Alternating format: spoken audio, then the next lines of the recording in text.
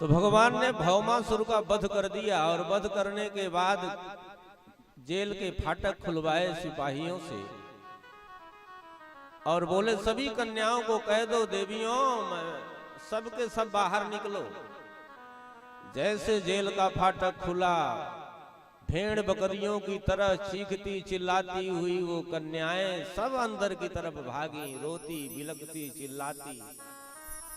भगवान बोले कि देवियां बाहर क्यों नहीं आ रही हैं, सब रो क्यों रही हैं? बोले महाराज इनको मालूम है कि जब जब भौमासुर जिस दिन जेल के फाटक खुलवाता था उस दिन किसी न किसी कन्या के साथ बदसलूकी की जाती थी।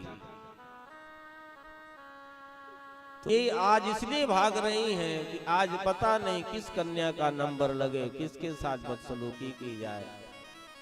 इसलिए भेड़ बकरियों की तरह रोती बिलखती अंदर की तरफ भाग रही हैं। भगवान का हृदय द्रवित हुआ, नेत्र गीले हो गए।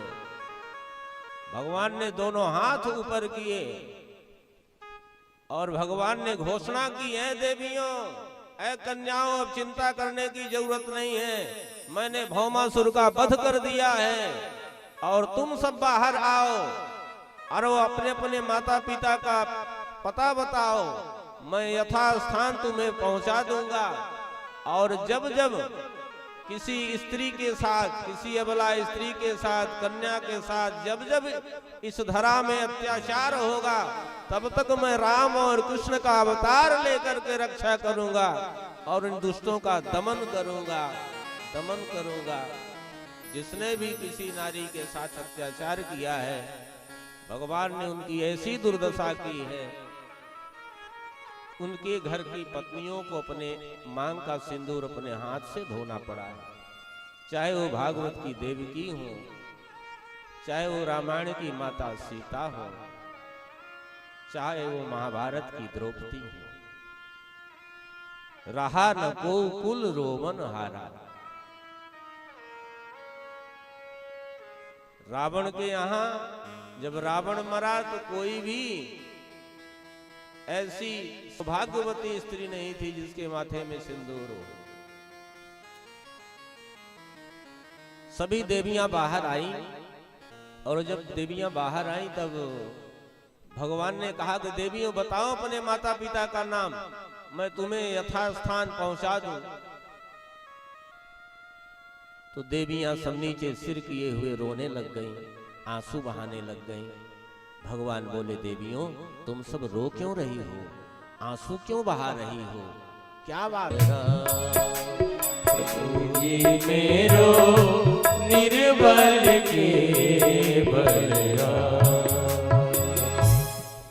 हम सब पतित हैं, आप पतित पावन, अब आप ही हमारा दामन थाम लीजिए, आप ही मुझे पत्नी रूप में स्वीकार कर लीजिए। जैसे ऐसे स्त्रियों ने, उन देवियों ने कहा, वैसे भगवान ने 16,108 स्वरूप धारण किए, 16,100 मंडप तैयार किए और उन दीनहीन उपेक्षित बहिष्कृत निंदित उन अनाथों का हाथ थाम करके एक साथ पाणी ग्रहण करके उनका समाज में सम्मान बढ़ा दिया। बोलो भक्त वत्सल भगवान की जय हो।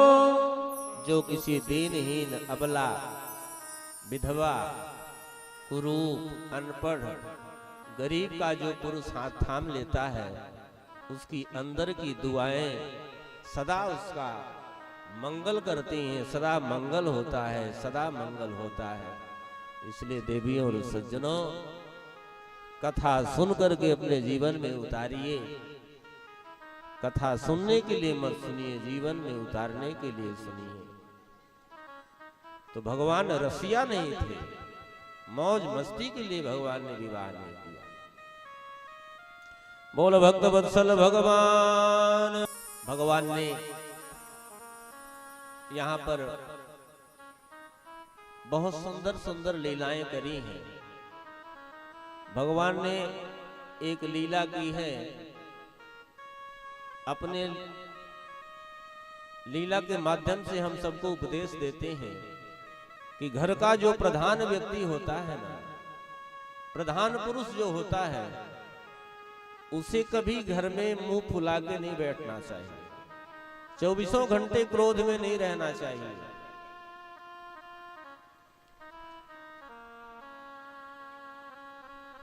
चौबीसों घंटे क्रोध में नहीं रहना चाहिए। बोल भक्त वत्सल भगवान की जय हो। यदि हम 24 घंटे क्रोध में रहते हैं तो हमसे पत्नी भी, पुत्र भी, माता पिता, भाई बहन सब हमसे डरेंगे, और डरेंगे तो कोई भी अपने मन की बात हमसे कह ना पाएंगे। हमें ये पता नहीं चलेगा कि हमारे व्यवहार से हमारा परिवार खुश है कि नहीं खुश है। हमको तो लगता है कि हम जो कर रहे हैं अच्छा कर रहे हैं, लेकिन अपनी कमी अपने आप को कभी दिखती नहीं है, सामने वाले के द्वारा ही अपनी कमी समझ में आती है। इसीलिए कहते निंदक नियरे राखिए आंगन कुटी छवाए। कोई निंदा करे तो ध्यान से सुनो, समझो, नाराज मत हो, और जो कमी उसे दूर कर लो।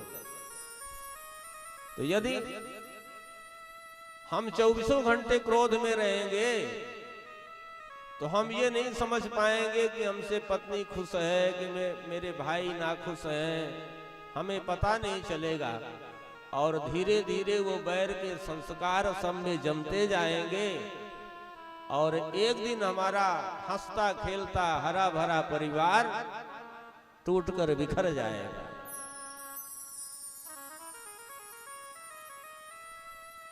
तो कभी कभार अपने माता पिता, पत्नी, पुत्रों के बीच में बैठकर थोड़ा सा हास परिहास भी करना चाहिए, थोड़ा ठहाके भी लगाना चाहिए।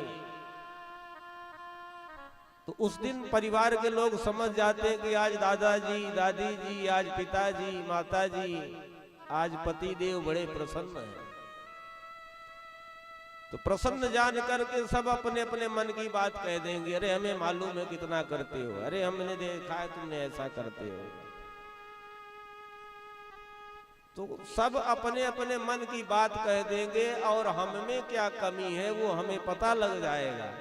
और जब पता लग जाएगा तो हम अपने कमी को दूर कर लेंगे, तो हमारा परिवार टूटने से बच जाएगा। अन्यथा पता नहीं लगेगा तो हमारा हंसता खेलता हरा भरा परिवार एक दिन बिखर जाएगा, टूट जाएगा। इसलिए कभी कभार अपने परिवार के बीच में थोड़ा हंसना मुस्कुराना भी चाहिए। तो भगवान ने बड़ी सुंदर लीला की। आज विचार करते हैं, जरा देखूं तो सही, रुक्मिणी मैया क्रोधावस्था में लगती कैसे हैं। तो भगवान पलंग में शयन कर रहे थे, रुक्मिणी मैया चरण दबा रही थी। आज भगवान अपने आप बोलना प्रारंभ कर दिए। बोले, देवी तुमने विवाह करके मुझसे अच्छा नहीं किया, जल्दबाजी में तुमने विवाह कर लिया, अच्छा नहीं किया। जैसे ऐसे भगवान बोलने लग गए, वैसे ही रुक्मिणी मैया की सांसें ऊपर को बढ़ने लगी। बोले, सुनो, हमारा तुम्हारा विवाह मेल नहीं खाता, हमारा तुम्हारा विवाह अनमेल है। भगवान ऐसे मजाक करने लग गए। रुक्मिणी मैया उसे सच मानने लग गए। भगवान बोले, सुनो, कहाँ तुम राजकन्या, कहाँ मैं गोप बालक, कहाँ तुम गोरी, कहाँ मैं काला। और सुनो, तुम्हारी सुंदरता से मुझे कोई लेना देना नहीं है, तो अभी भी कुछ बिगड़ा नहीं है। मेरे लिए तुम्हारा कोई प्रयोजन ही नहीं है। जो एक राजा तुम्हें सुख देंगे वो मैं तुम्हें सुख नहीं दे सकता। इसलिए जाओ, अभी भी कुछ बिगड़ा नहीं है, किसी राजा के साथ विवाह कर लो। जो ऐसे भगवान बोले, रुक्मिणी मैया चक्कर खा के पलंग के नीचे गिर गई। बोल भक्त वत्सल भगवान की जय हो। भगवान तुरंत नीचे उतरे और बोले कि देवी, अरे मैंने तो ऐसे मजाक में कह दिया, तुम बुरा मान गई। भगवान जल लाए और छिड़कने लग गए, जल मुख में पंखा करने लग गए। रुक्मिणी मैया को होश न आया।